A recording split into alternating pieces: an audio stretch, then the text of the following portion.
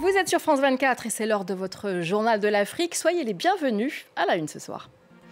Le président français Emmanuel Macron reconnaît le rôle et la responsabilité de la France dans la guerre au Cameroun durant la période coloniale, dans une lettre adressée à son homologue Paul Biya.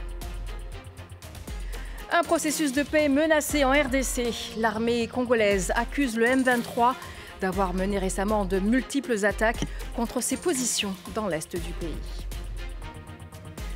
Des groupes armés avaient voulu les détruire. Les manuscrits anciens de Tombouctou sont de retour.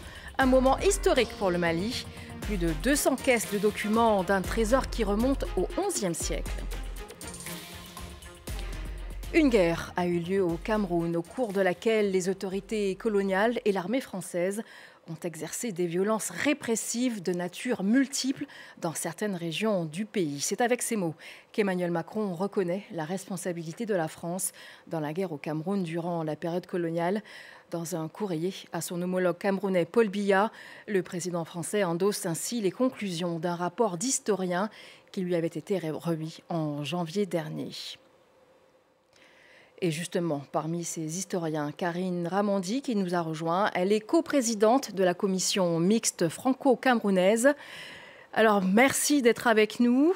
Tout d'abord, quelle est l'importance de cette reconnaissance de la part d'Emmanuel Macron? Je crois que l'importance justement de cette reconnaissance qui était très attendue, une reconnaissance d'une guerre colonisation, à même titre la guerre d'Algérie et la guerre d'Indochine, une guerre qui s'est soldée par des dizaines de milliers de victimes et qui aujourd'hui obtiennent une forme de réparation en étant au cœur d'une reconnaissance faite par le président de la République française, Emmanuel Macron. Je rappellerai qu'en 2017, au début des années 2000, le Premier ministre François Fillon avait évoqué qu'il ne s'était rien passé au Cameroun. Et on peut mesurer aujourd'hui à quel point la vérité, la reconnaissance de ce qui s'est passé entre 1945 et dans plusieurs décennies a véritablement son importance aujourd'hui. Les historiens, évidemment, et l'équipe que j'ai dirigée, cet historien français, cet historien camerounais, aujourd'hui mesure l'importance qui a été rendue et l'importance aussi du travail de recommandation que nous avons fait, et qui sont évidemment au cœur de l'actualité ce soir. Et pourquoi, d'après vous, Karine Ramondi, une reconnaissance maintenant? Vous savez, c'est une reconnaissance qui était attendue. On attendait depuis fin janvier des remises successives en France et puis au Cameroun. Les historiens de la commission et le volet artistique et patrimonial attendaient depuis plusieurs semaines, voire mois, de savoir si Emmanuel Macron allait aller au bout de ses engagements qu'il avait pris en juillet 2022 à Yaoundé. Et évidemment, tout ceci prend du temps. Il faut que les choses soient étudiées. Il faut évidemment que tous les termes soient pesés, je suppose, diplomatiquement, politiquement. Mais je suis contente ce soir que les choses arrivent. Je pense que beaucoup pensaient que ça n'arriverait pas. Beaucoup pensaient qu'on ne serait pas capable de travailler d'ailleurs ensemble. On a remis ce rapport et aujourd'hui, suite à nos recommandations, le travail a payé. Le travail a payé, est-ce qu'il est terminé? Est-ce qu'il reste encore des zones d'ombre à éclaircir? Vous savez, l'histoire, personne n'écrit l'histoire une fois pour toutes. Certains le pensent, mais je pense que tous les historiens ont tout de même une forme, d'humilité qui consiste à dire que nous avons écrit ce rapport. Il y a des pistes de recherche qu'il faut aujourd'hui continuer à explorer. Elles sont d'ailleurs notifiées dans le rapport. Moi-même, nous avons un recherche continue. On ne peut pas dire que l'histoire est écrite une fois pour toutes. Et j'espère que les nouvelles générations, et ça fait d'ailleurs partie des recommandations et des pistes ouvertes par la lettre au président Paul Biya, Biya de la part d'Emmanuel Macron.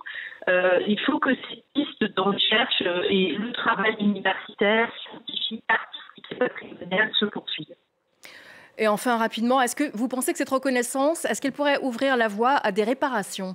Vous savez, cette lettre en soi, c'est déjà une réparation symbolique très forte, une réparation politique.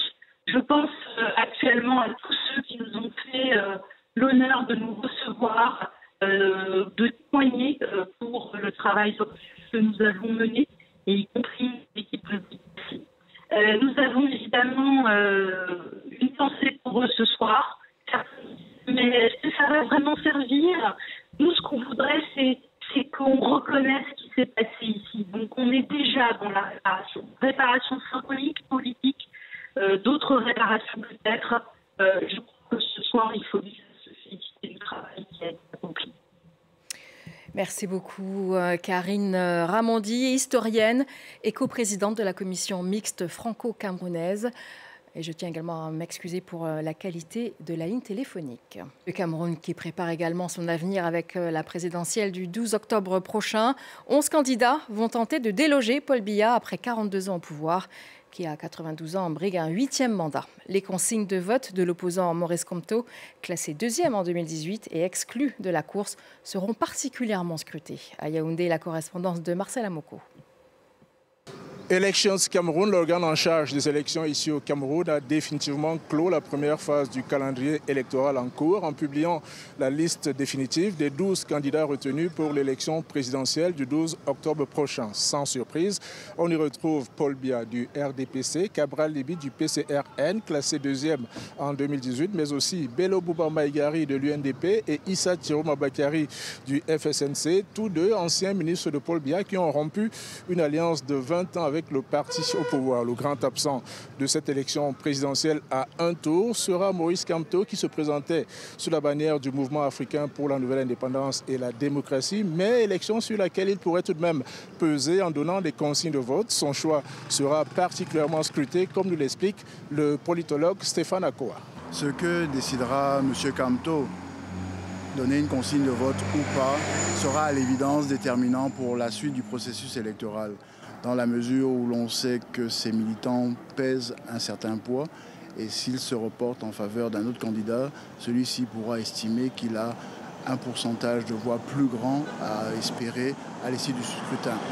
Maintenant, reste à mesurer, à évaluer la part de perte d'influence que M. Kamto a sur son électorat traditionnel, dans la mesure où ces changements récents peuvent avoir désorienté quelques-uns de ses soutiens. À suivre également dans les prochaines semaines les tractations qui se poursuivent au sein de l'opposition pour une candidature consensuelle, mais aussi le positionnement des anciens ministres Bello Bouba Maïgari et Issa Tiroma Bakari, tous deux originaires de ce qu'on appelle ici le Grand Nord, une région stratégique pour quiconque veut remporter l'élection présidentielle. La prochaine étape de ce calendrier sera la campagne électorale qui va s'ouvrir 15 jours avant le scrutin fixé au 12 octobre prochain. Et en bref, l'ancien Premier ministre du Mali, Choguel Maïga, a été placé en garde à vue. Ces derniers jours, des dizaines de militaires, dont 2 généraux, ont été arrêtés, soupçonnés de vouloir renverser la junte au pouvoir. Choguel Maïga avait été nommé Premier ministre par la junte en 2021, avant d'être limogé fin novembre 2024. Les tensions s'intensifient en République démocratique du Congo. L'armée accuse le M23 d'avoir mené de multiples attaques contre ses positions dans l'est du pays. Un regain de violence qui a commencé ce week-end et qui menace un processus de paix censé arrêter les combats. Emmett Livingston est à Kinshasa. Les affrontements avec les rebelles du M23 dans l'est de la RDC ont repris malgré un processus de paix censé mettre un terme au combat. Selon des responsables humanitaires et sécuritaires, il y a eu des combats dans les provinces du Nord Kivu et du Sud Kivu. Mardi, l'armée congolaise a dénoncé ce qu'elle a appelé des attaques quasi quotidiennes commises par le M23. Elle a également déclaré qu'elle se réservait le droit de riposter. Le M23, pour sa part, a accusé cette semaine l'armée congolaise de poursuivre des mesures militaires offensives. Le M23, groupe rebelle soutenu par le Rwanda, a pris le contrôle des 2 plus grandes villes de l'Est de la RDC au début de l'année. Sous la pression internationale, notamment des États-Unis, le M23 et le gouvernement congolais ont signé le mois dernier une déclaration de principe qui devait conduire à un cessez-le-feu et à un accord de paix permanent. Des émissaires des 2 camps devaient se rencontrer à Doha, au Qatar, vendredi, pour entamer des discussions sur un accord de paix durable. Mais cette réunion n'a pas encore eu lieu, selon des sources diplomatiques. Sur le terrain, les violences se poursuivent. L'ONU a déclaré que le M23 avait tué plus de 300 civils en juillet dans les zones qu'il occupe. Une accusation que le M23 a démentie. En Guinée, l'opposition appelle à manifester le 5 septembre prochain contre les militaires au pouvoir. Les Forces vives de Guinée, un collectif de partis politiques et d'organisations de la société civile, dénoncent le projet d'une nouvelle constitution et estime que ce projet ouvre la voie à une confiscation du pouvoir de la part du général Mamadi Doumbouya. Les explications avec notre correspondant à Conakry, Malik Diakité. Depuis 2022, les manifestations sont interdites dans le pays, mais l'opposition s'est dit prête à prendre le risque. Elle appelle ses militants à descendre dans la rue le 5 septembre prochain pour dénoncer le projet de nouvelle constitution. Selon les forces vives, je cite, ce référendum n'a pour objectif que de valider le projet de constitution qui vise à offrir une présidentielle à vie au général Mamadi Doumbouya. Ces partis politiques affirment également que ce nouveau texte viole la charte de la transition qui interdit aux militaires, aux membres du gouvernement et responsables des institutions de la transition d'être candidats aux prochaines élections. Si ce texte est adopté dans sa forme actuelle, il pourrait ouvrir la possibilité au général Mamadi Doumbouya d'être candidat à la présidentielle, comme le souhaitent plusieurs de ses proches. Mais le chef de la transition guinéenne reste encore silencieux sur une éventuelle candidature. Cette manifestation annoncée intervient dans un contexte très tendu entre les militaires au pouvoir et les principaux partis d'opposition qui dénoncent un manque de dialogue inclusif pour un retour rapide des civils au pouvoir. Thiébilé Dramé, figure politique majeure au Mali, est décédé ce mardi à l'âge de 70 ans. Ancien ministre à 2 reprises, il avait été partisan de l'accord pour la paix d'Alger, signé en 2015 avec les groupes indépendantistes du nord du pays, un accord dont la junte au pouvoir avait mis fin l'an dernier. Candidat malheureux aux présidentielles de 2002 et 2007, il était président du Parti pour la Renaissance nationale qu'il avait fondé en 1995. Et l'actualité au Mali, c'est aussi cette restitution de manuscrits anciens entamés par l'armée malienne. Des documents sauvés in extremis de la destruction dans la ville légendaire de Tombouctou. Cette restitution est une première étape, plus de 10 ans après leur transfert à Bamako. Récit d'Émilie Boyle. C'est en camion militaire que les manuscrits de Tombouctou rentrent enfin à la maison. Une restitution célébrée par la population qui a sorti le grand jeu pour les accueillir. Les retours de ces manuscrits aujourd'hui nous rappellent que Tombouctou, à travers ses mosquées et ses universités, était une bibliothèque à ciel ouvert, dont la vocation était l'éducation, la diffusion et la transmission du savoir. Alors que les manuscrits datent du XIIIe siècle, c'est peut-être leur dernière décennie qui a été la plus troublée. Lorsque Tombouctou tombe aux mains des combattants d'Al-Qaïda en 2012, les documents précieux sont évacués en cachette. Ceci afin de les protéger des groupes armés islamistes qui détruisent 4000 manuscrits et 9 mausolées. Si ces 27 000 documents ont pu être sauvés, c'est grâce aux bibliothécaires de Tombouctou qui les ont dissimulés dans des sacs de riz et transportés sur des charrettes tirées par des ânes. Ce premier lot représente plus de 200 caisses, soit 5,5 tonnes, qui retournent aujourd'hui au centre Ahmed Baba. Je suis très content aujourd'hui parce que c'est une très bonne nouvelle de voir les retours des manuscrits et de voir qu'à présent nous allons être en mesure d'aller au centre Ahmed Baba et continuer nos recherches et continuer à apprendre de nos manuscrits, de l'histoire de l'Afrique. Les manuscrits de Tombouctou couvrent un vaste champ de savoir, comme la théologie, l'astronomie ou même les mathématiques. Ces textes sont un des plus anciens trésors historiques du monde afro-musulman, de précieux témoins des grands empires anciens de l'Afrique de l'Ouest. Et voilà un pan de l'histoire malienne pour refermer ce journal de l'Afrique. Merci de l'avoir suivi. Restez sur France 24, l'information continue.